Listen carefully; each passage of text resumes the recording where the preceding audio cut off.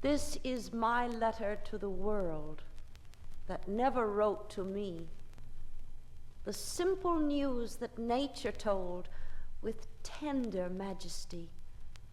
Her message is committed to hands I cannot see. For love of her, sweet countrymen, judge tenderly of me.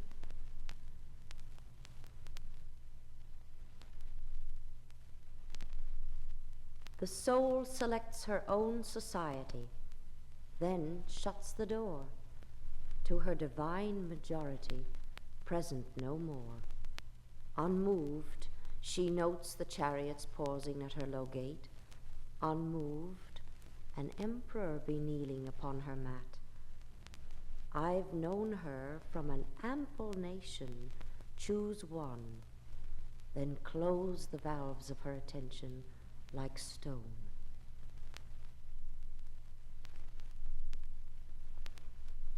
Pain has an element of blank.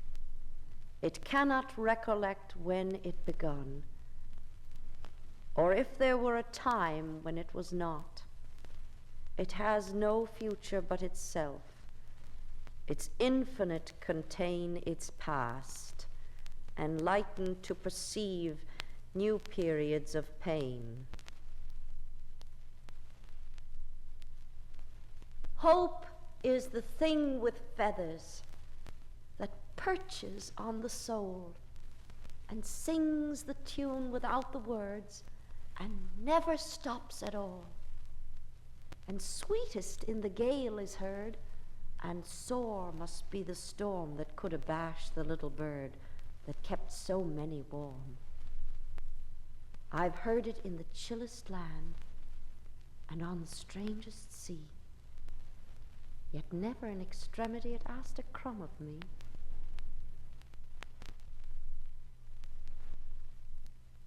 I'm nobody. Who are you? Are you nobody too? Then there's a pair of us. Don't tell. They'd banish us, you know. How dreary to be somebody. How public, like a frog, to tell your name the livelong June to an admiring bog.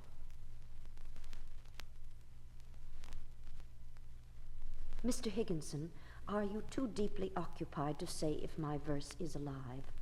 The mind is so near itself it cannot see distinctly, and I have none to ask. Should you think it breathed, and had you the leisure to tell me, I should feel quick gratitude. If I make the mistake that you dared to tell me would give me sincerer honor toward you, I enclose my name, asking you, if you please, sir, to tell me what is true. That you will not betray me, it is needless to ask, since honor is its own pawn.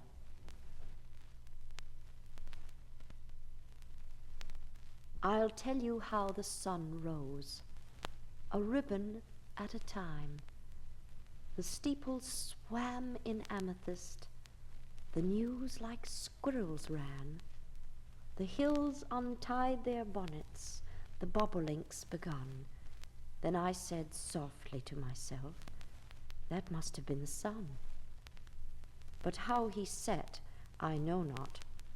There seemed a purple stile that little yellow boys and girls were climbing all the while, till when they reached the other side, a dominie in grey put gently up the evening bars and led the flock away.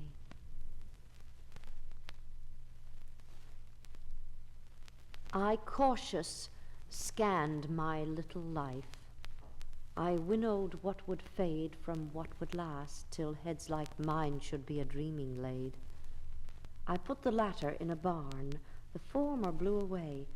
I went one winter morning, and lo, my priceless hay was not upon the scaffold, was not upon the beam. And from a thriving farmer, a cynic I became. Whether a thief did it, whether it was the wind, whether deities guiltless, my business is to find, So I begin to ransack. How is it hearts with thee? Art thou within the little barn love provided thee?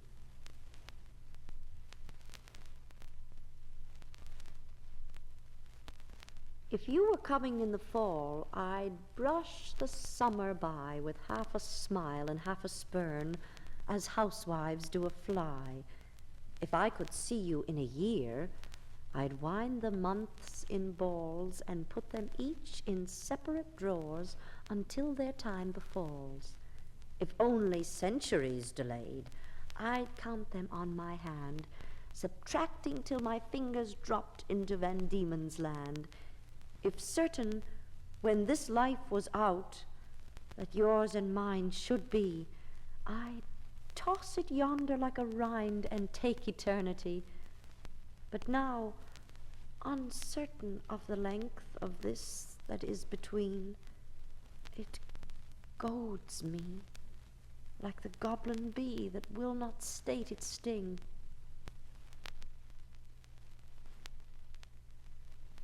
My river runs to thee, blue sea, wilt welcome me?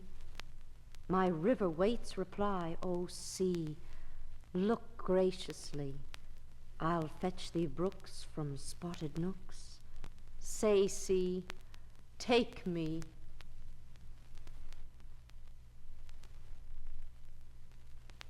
Mr. Higginson, your kindness claimed earlier gratitude, but I was ill, and write today from my pillow.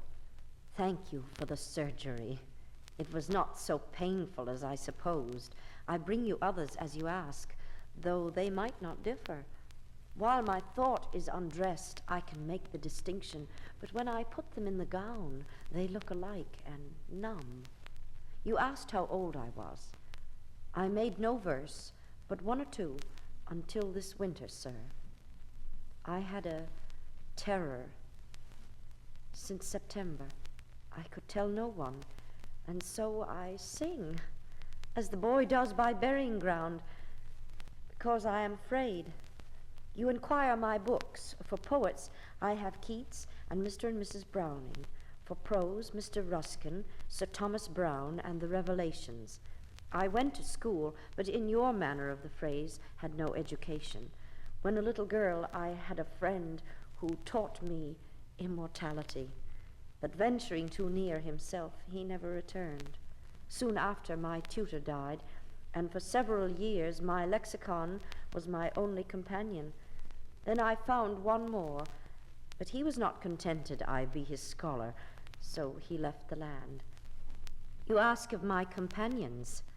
Hills, sir, and the sundown, and a dog large as myself that my father bought me. They are better than beans because they know but do not tell. And the noise in the pool at noon excels my piano. I have a brother and sister. My mother does not care for thought, and father, too busy with his briefs to notice what we do, he buys me many books, but begs me not to read them because he fears they joggle the mind.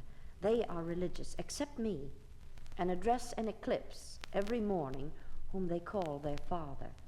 But I fear my story fatigues you.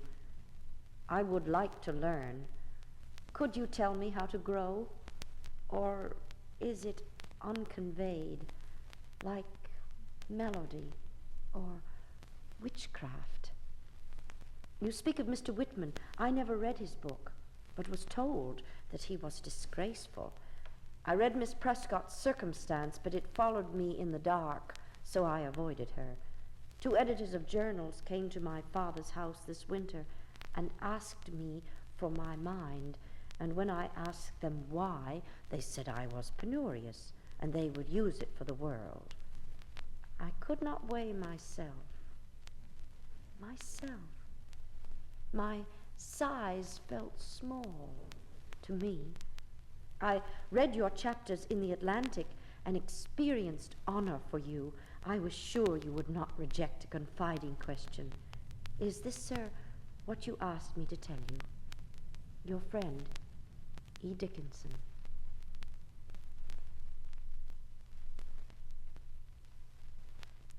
I reason, earth is short, and anguish absolute, and many hurt. But what of that? I reason we could die. The best vitality cannot excel decay. But what of that? I reason that in heaven somehow it will be even, some new equation given. But what of that?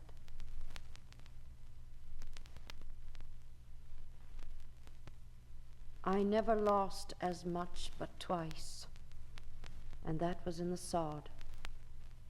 Twice have I stood a beggar before the door of God. Angels, twice descending, reimbursed my store. Burglar, banker, father, I am poor once more.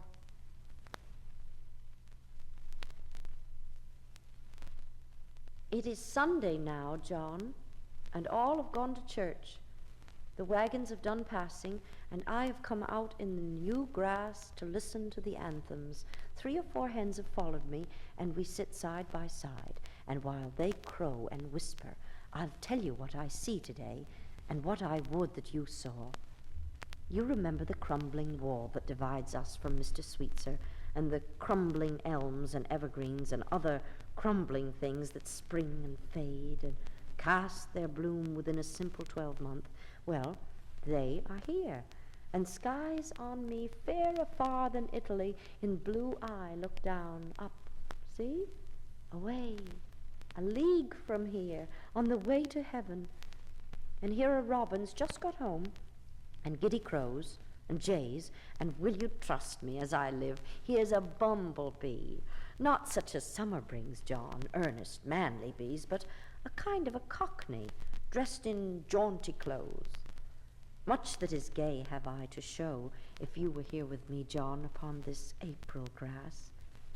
Then there are sadder features, here and there, wings half gone to dust that fluttered so last year, a mouldering plume, an empty house in which a bird resided, where last year's flies their errand ran, and last year's crickets fell. We too are flying, fading, John, and the song here lies, soon upon the lips that live us now, will have hummed and ended. Thank you for your letter, John. Glad I was to get it, and gladder had I got them both, and glad indeed to see if in your heart another lies bound one day to me, mid your momentous cares. Pleasant to know that Lang Syne has its own place, that nook and cranny still retain their accustomed guest, and when busier cares and dustier days and cobwebs less unfrequent shut what was away, still, as a ballad hummed and lost, remember, early friend, and drop a tear, if a troubadour that strain may chance to sing.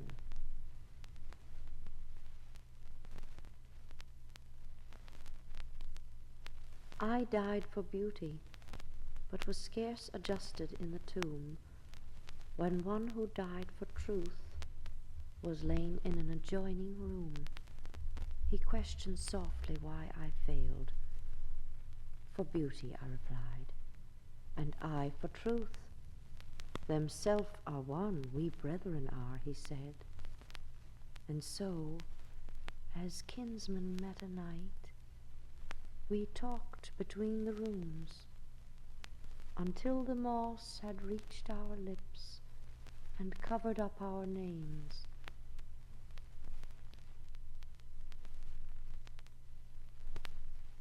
There came a wind like a bugle. It quivered through the grass, and a green chill upon the heat so ominous did pass. We barred the windows and the doors, as from an emerald ghost. The doom's electric moccasin that very instant passed. On a strange mob of panting trees, and fences fled away, and rivers where the houses ran, those looked that lived that day. The bell within the steeple wild the flying tidings told. how much can come and much can go, and yet abide the world. Safe in their alabaster chambers, untouched by morning and untouched by noon, sleep the meek members of the resurrection, rafter of satin and roof of stone. Light laughs the breeze in her castle above them, babbles the bee in a stolid ear, pipe the sweet birds in ignorant cadence. Ah, what sagacity perished here! Grand go the years in the crescent above them. Worlds scoop their arcs and firmaments roll. Diadems drop and doges surrender, soundless as dots on a disk of snow.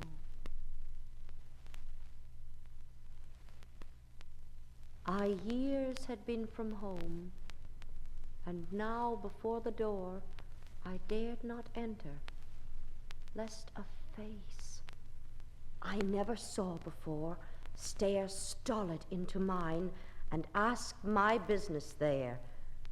My business. But a life I left, was such remaining there? I leaned upon the awe I lingered with before. The second like an ocean rolled and broke against my ear. I laughed a crumbling laugh, that I could fear adore who consternation compassed and never winced before. I fitted to the latch my hand with trembling care, lest back the awful door should spring and leave me in the floor. Then moved my fingers off as cautiously as glass, and held my ears, and like a thief fled gasping from the house. Love is anterior to life, posterior to death, initial of creation, and the exponent of breath.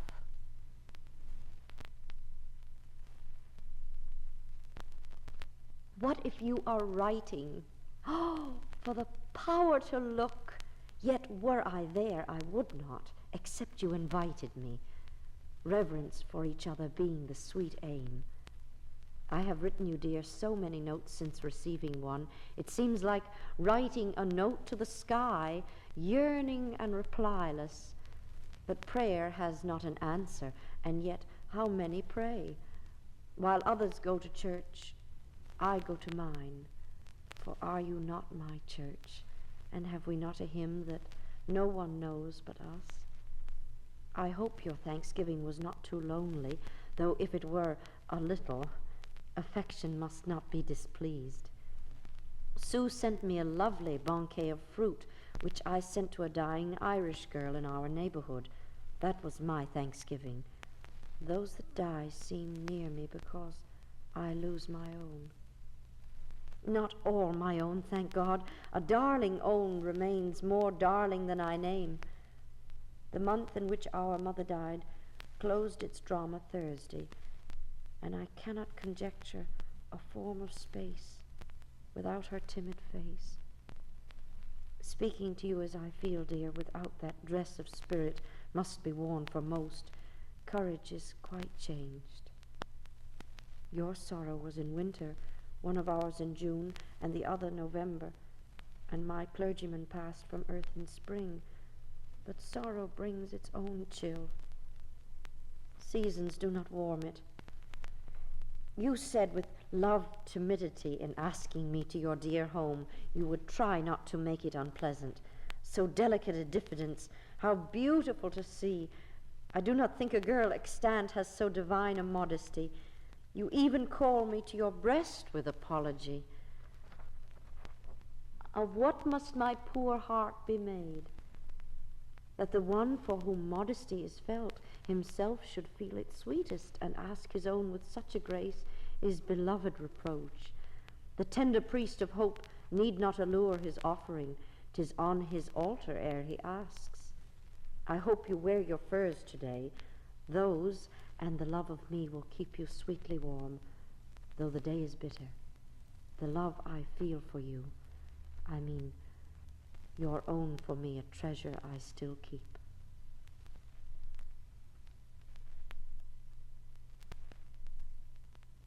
I cannot live with you.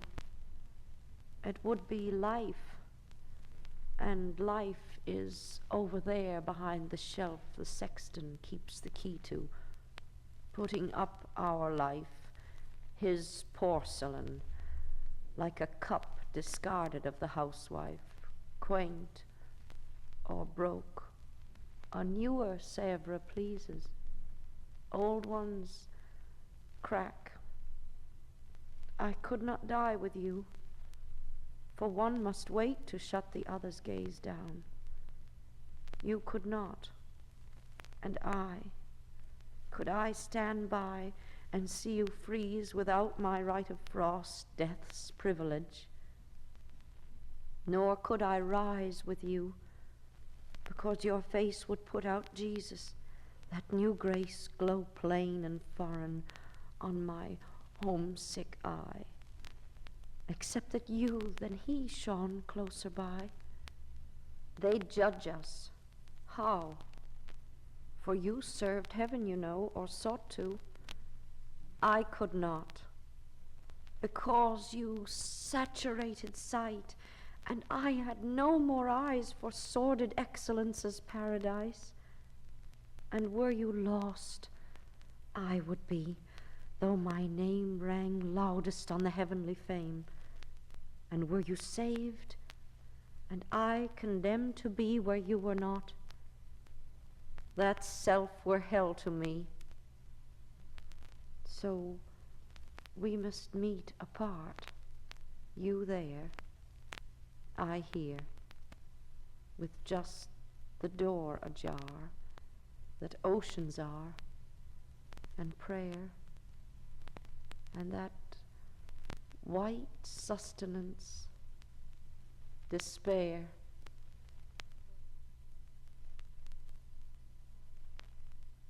My life closed twice before its close.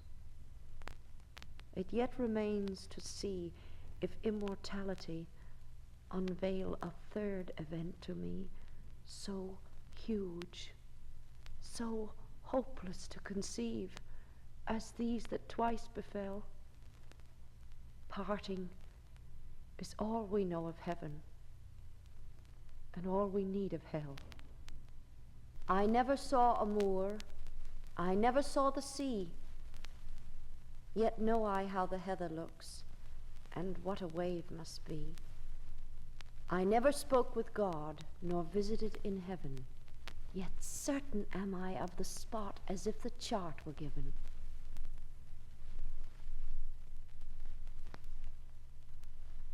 To fight aloud is very brave, but gallanter I know, who charge within the bosom, the cavalry of woe, who win and nations do not see, who fall and none observe, whose dying eyes no country regards with patriot love. We trust in plumed procession, for such the angels go, rank after rank, with even feet and uniforms of snow.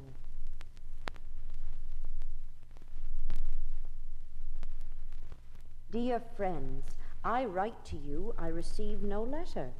I say, they dignify my trust. I do not disbelieve, I go again. Cardinals wouldn't do it. Cockneys wouldn't do it, but I can't stop to strut in a world where bells toll.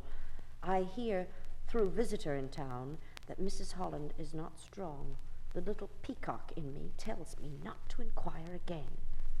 Then I remember my tiny friend, how brief she is, how dear she is. And the peacock quite dies away.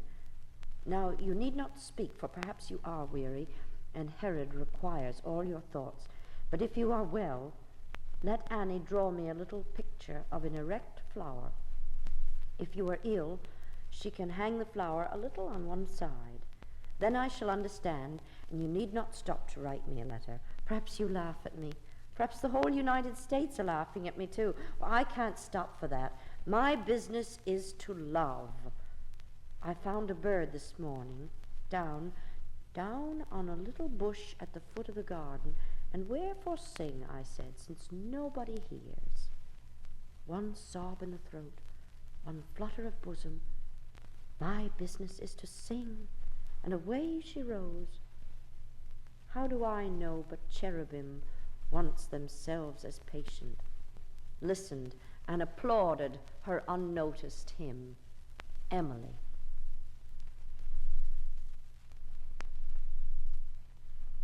Because I could not stop for death, he kindly stopped for me.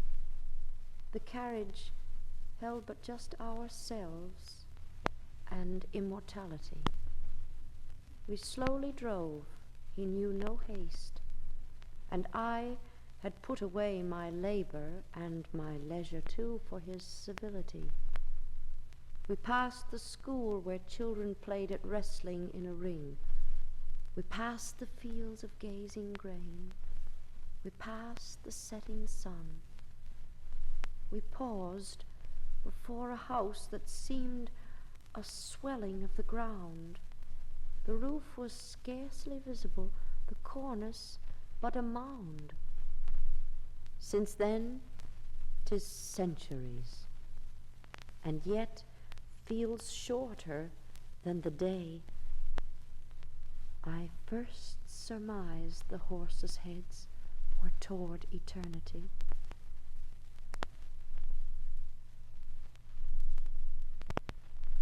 A toad can die of light.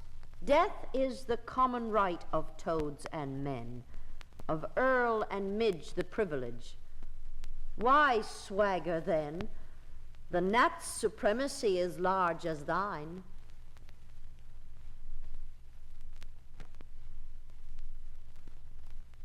Dear friend, your sweet self-reprehension makes us look within, which is so wild a place we are soon dismayed. But the seed sown in the lake bears the liquid flower, and so of all your words. I am glad you accept rest. Too many disdain it. I'm glad you go to the Adirondacks. To me the name is home-like, for one of my lost went every year with an Indian guide before the woods were broken. Had you been here, it would be sweet, but that, like the peach, is later. With a tomorrow in its cupboard, who would be an hungered? Men are picking the grass from father's meadow to lay it away for winter, and it takes them a long time. They bring 3 horses of their own, but Dick, ever gallant, offers to help, and bears a little machine like a top which spins the grass away. It seems very much like a gentleman getting his own supper. For what is his supper winter nights but tumblers of clover? You speak of disillusion. That is one of the few subjects on which I am an infidel. Life is so strong a vision that not one of it shall fail. Not what the stars have done, but what they are to do is what detains the sky. We shall watch for the promised words from the Adirondacks, and hope the recess will all be joy. To have been made alive is so chief a thing. All else inevitably adds. Were it not riddled by partings, it were too divine. I was never certain that Mother had died, except while the students were singing. The voices came from another life. Good night, dear. Excuse me for staying so long. I love to come to you, to one who creates or consoles thought. What an obligation. Emily.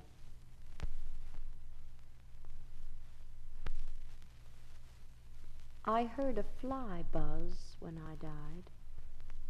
The stillness in the room was like the stillness in the air between the heaves of storm.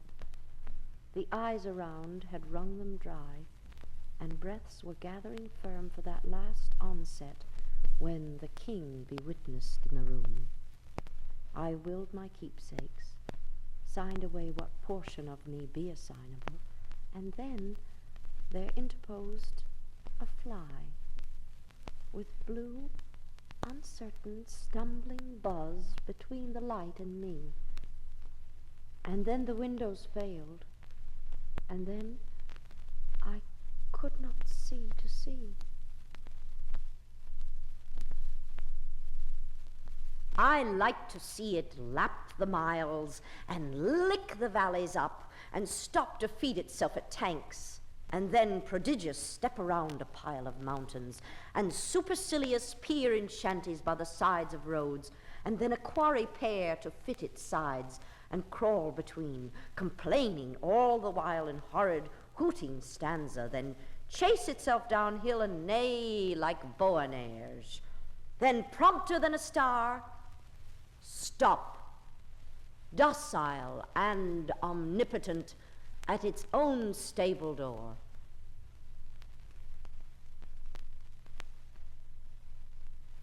Dear cousins, did you know there had been a fire here, and that but for a whim of the wind, Austin and Vinny and Emily would all have been homeless? But perhaps you saw the Republican. We were waked by the ticking of the bells. The bells tick in Amherst for a fire to tell the firemen. I sprang to the window, and each side of the curtain saw that awful sun. The moon was shining high at the time, and the birds singing like trumpets. Vinny came soft as a moccasin. Don't be afraid, Emily. It is only the 4th of July. I did not tell that I saw it, for I thought if she felt it best to deceive, it must be that it was.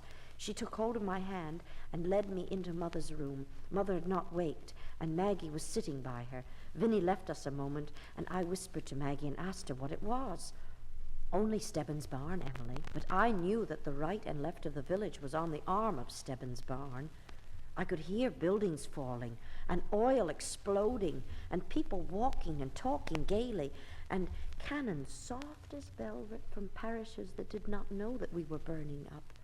And so much lighter than day was it, that I saw a caterpillar measure a leaf far down in the orchard, and Vinny kept saying bravely, "It's only the 4th of July." It seemed like a theater, or a night in London, or perhaps like chaos, the innocent dew falling as if it thought no evil, and sweet frogs prattling in the pools as if there were no earth. At 7, people came to tell us that the fire was stopped by throwing sound houses in as one fills a well. Mother never waked, and we were all grateful. We knew she would never buy needle and thread at Mr. Cutler's store. And if it were Pompeii, nobody could tell her. Vinny's only the 4th of July. I shall always remember. I think she will tell us so when we die, to keep us from being afraid. Footlights cannot improve the grave, only immortality. Forgive me the personality, but I thought, our peril was yours. Love for you each, Emily.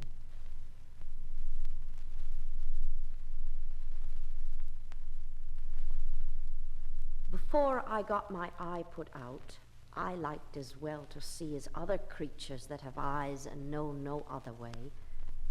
But were it told to me today that I might have the sky for mine, I tell you that my heart would split for size of me.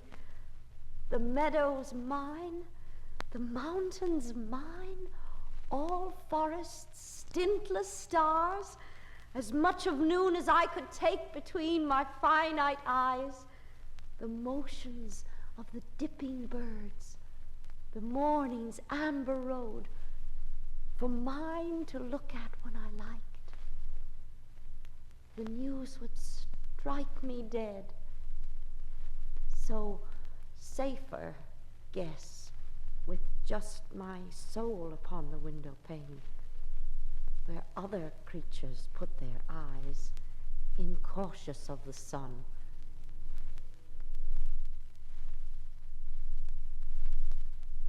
To make a prairie, it takes a clover and one bee. One clover and a bee and reverie. The reverie alone will do if bees are few.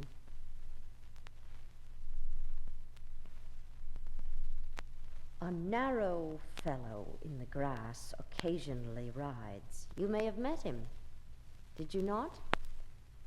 His notice sudden is. The grass divides as with a comb.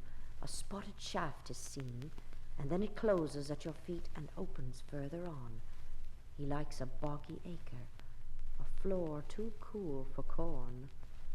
Yet when a child and barefoot I more than once at morn have passed, I thought, a whiplash, unbraiding in the sun. When stooping to secure it, it wrinkled and was gone. Several of nature's people I know, and they know me. I feel for them a transport of cordiality, but never met this fellow, attended or alone, without a tighter breathing and 0 at the bone.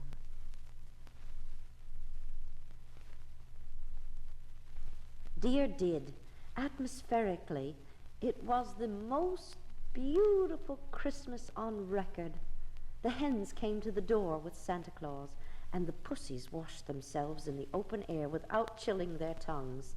And Santa Claus himself, sweet old gentleman, was even gallanter than usual. Visitors from the chimney were a new dismay, but all of them brought their hands so full and behaved so sweetly, only a churl could have turned them away. And then the ones at the barn were so happy. Maggie gave her hens a check for potatoes, and each of the cats a gilt-edged bone, and the horses had both new blankets from Boston. Do you remember dark-eyed Mr. Dickinson, who used to shake your hand when it was so little it hardly had a stem? He, too, had a beautiful gift of roses from a friend away. It was a lovely Christmas. Please give my love to your father and mother, and the lantern brother, and the lad unknown. But what made you remember me? Tell me with a kiss, or is it a secret?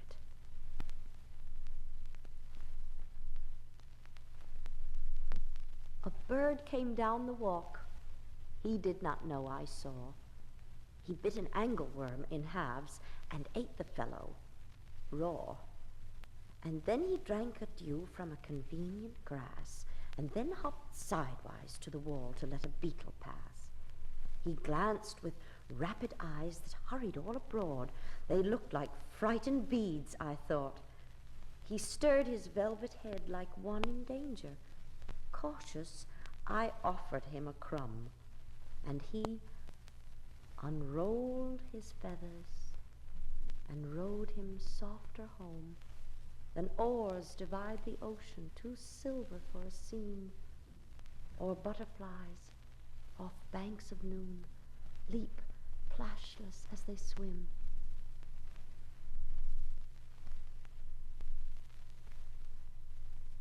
What soft, cherubic creatures these gentle women are. One would as soon assault a plush or violate a star. Such dimity convictions, a horror so refined of freckled human nature, of deity ashamed. It's such a common glory, a fisherman's degree. Redemption, brittle lady, be so ashamed of thee.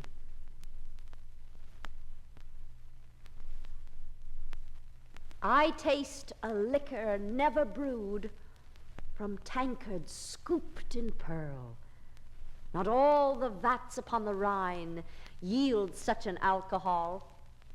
Inebriate of air am I, and debauchee of dew, reeling through endless summer days from inns of molten blue, when landlords turn the drunken bee out of the foxglove's door, when butterflies renounce their drams, I shall but drink the more till seraphs swing their snowy hats and saints to windows run to see the little tippler leaning against the sun.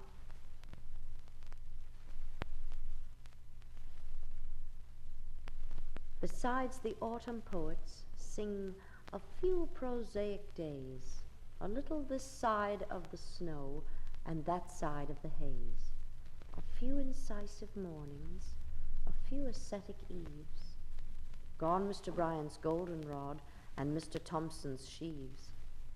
Still is the bustle in the brook, sealed are the spicy valves, mesmeric fingers softly touch the eyes of many elves. Perhaps a squirrel may remain my sentiments to share. Grant me, O Lord, a sunny mind, thy windy will to bear.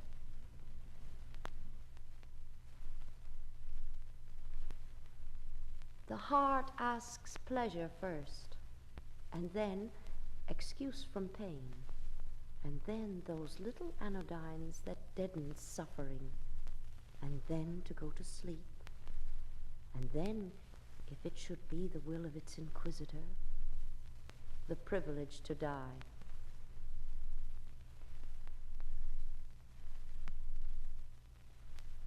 The sky is low, the clouds are mean. A traveling flake of snow across a barn or through a rut debates if it will go. A narrow wind complains all day how someone treated him. Nature, like us, is sometimes caught without her diadem.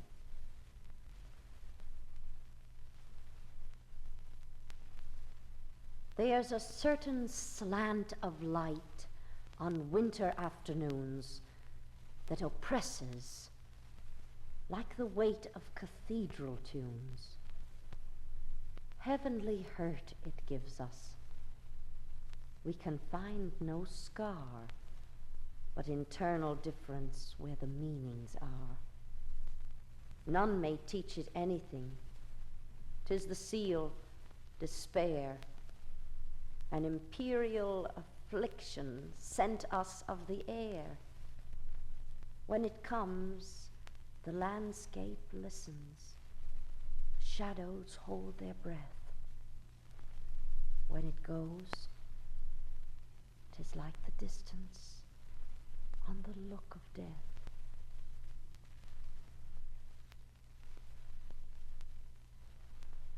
Dear Sue, the vision of immortal life has been fulfilled. How simply at the last the fathom comes. The passenger and not the sea we find surprises us. Gilbert rejoiced in secrets. His life was panting with them. With what menace of light, he cried, "Don't tell Aunt Emily." Now my ascended playmate must instruct me. Show us, prattling preceptor, but the way to thee. He knew no niggard moment. His life was full of boon. The playthings of the dervish were not so wild as his. No crescent was his creature. He travelled from the full, such soar, never set. I see him in the star, and meet his sweet velocity in everything that flies. His life was like the bugle, which winds itself away, his elegy an echo, his requiem ecstasy.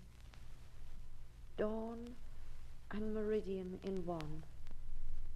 Wherefore would he wait, wronged only of night, which he left for us? Without a speculation our little Ajax spans the whole. Pass to thy rendezvous of light, pangless except for us, who slowly ford the mystery which thou hast leapt across. Emily.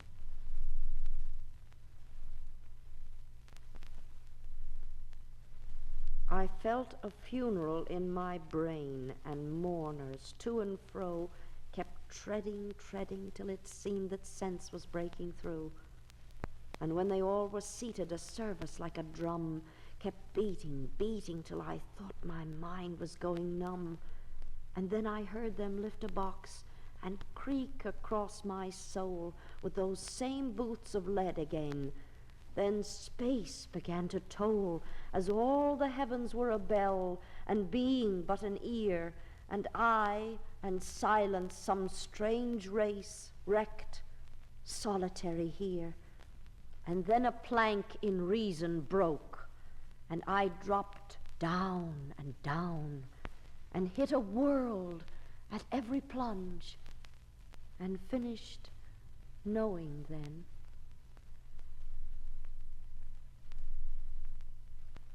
Sweet friend, I hope you brought your open fire with you, else your confiding nose has ere this been nipped.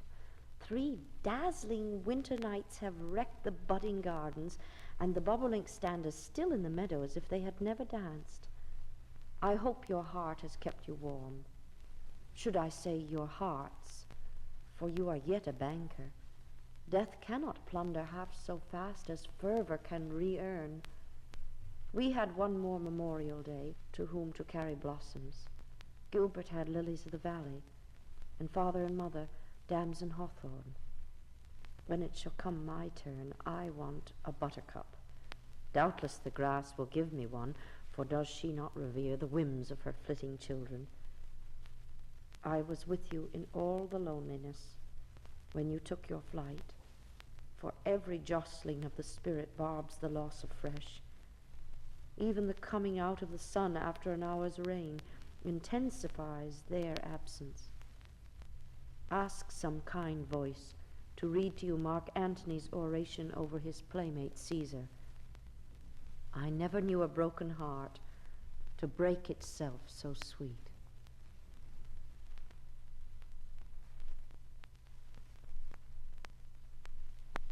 After great pain, a formal feeling comes. The nerves sit ceremonious like tombs. The stiff heart questions, was it he that bore? And yesterday, or centuries before? The feet mechanical go round a wooden way of ground or air or aught, regardless groan, a quartz contentment like a stone. This is the hour of lead, remembered if outlived, as freezing persons recollect the snow. First chill, then stupor, then the letting go.